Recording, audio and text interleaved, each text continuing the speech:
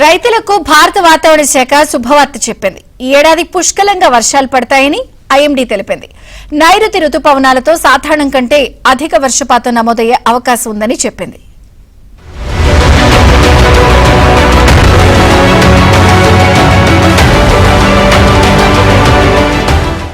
ఈ ఏడాది రుతుపవన కాలం ఆశాజనకంగా కనిపిస్తోంది.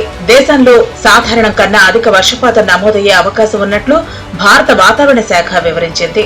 దేశ స్థూల జాతీయోత్పత్తిలో వ్యవసాయ రంగం వాటా 18% ఉన్నందున ఇది రైతులకు శుభవార్తేనని నిపుణులు అంటున్నారు. జూన్ నుంచి సెప్టెంబర్ వరకు దేశంలో సాధారణం కంటే అధిక వర్షపాతం నమోదయ్యే అవకాశం ఉందని ఐఎండీ చీఫ్ మృత్యుంజయ్ మెహపాత్రా తెలిపారు.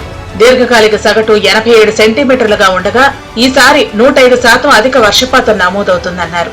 ఈసారి ఎల్నినో లాంటి పరిస్థితి ఏర్పడే అవకాశం లేదన్నారు. నైరుతి రుతుపవనాలతో ఏపీ, తెలంగాణ, మహారాష్ట్ర, ఒడిశా, ఛత్తీస్గఢ్, కర్ణాటకల్లో ఎక్కువ వర్షపాతం నమోదవుతుందని చెప్పారు.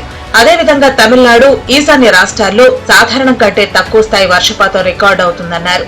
This year the average rainfall during southwest monsoon is roughly about 105% of the normal, roughly about 91 centimeter in the mean, and most of the region it is going to be normal and above normal rainfall, and some region it will be excess also, maybe in Telangana and other region it will be excess also. So but in average as a country as a whole it will be roughly about 105%. The heat wave every year is going to be increased nowadays. So, when compared to last year, this year it will be more heat wave is expected, especially during May and also in part of June in the north. Private వాతావరణ సంస్థ Skymet కూడా ఇటీవల తన నివేదికను విడుదల చేసింది. రాబోయే నైరుతి సీజన్లో సాధారణ వర్షపాతం నమోదవుతుందని వెల్లడించింది. మార్చి వరకు వాతావరణ పరిస్థితులు పలు అంశాలను విశ్లేషించిన తర్వాత ఈ విషయాన్ని వెల్లడించింది. జూన్ నుంచి సెప్టెంబర్ మధ్యకాలంలో దేశంలో సగటున 868.6 మిల్లీమీటర్ల వర్షం కురుస్తుందని అంచనా వేస్తోంది.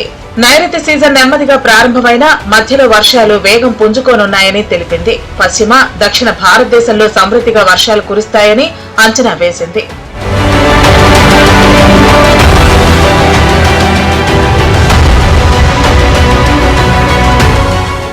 అదేవిధంగా ఈ ఏడాది వడదెబ్బల తీవ్రత అధికంగా ఉంటుందని వాతావరణ శాఖ హెచ్చరించింది. ఈ పరిస్థితిపై తెలంగాణ ప్రభుత్వం అప్రమత్తమైంది. దీనికి తగ్గట్టుగా ముందస్తు చర్యలు నిర్వహించేందుకు సిద్దమవుతోంది. హీట్ వేవ్, సన్ స్ట్రోక్ ను స్టేట్ స్పెసిఫిక్ డిజాస్టర్ గా ప్రభుత్వం ప్రకటించింది.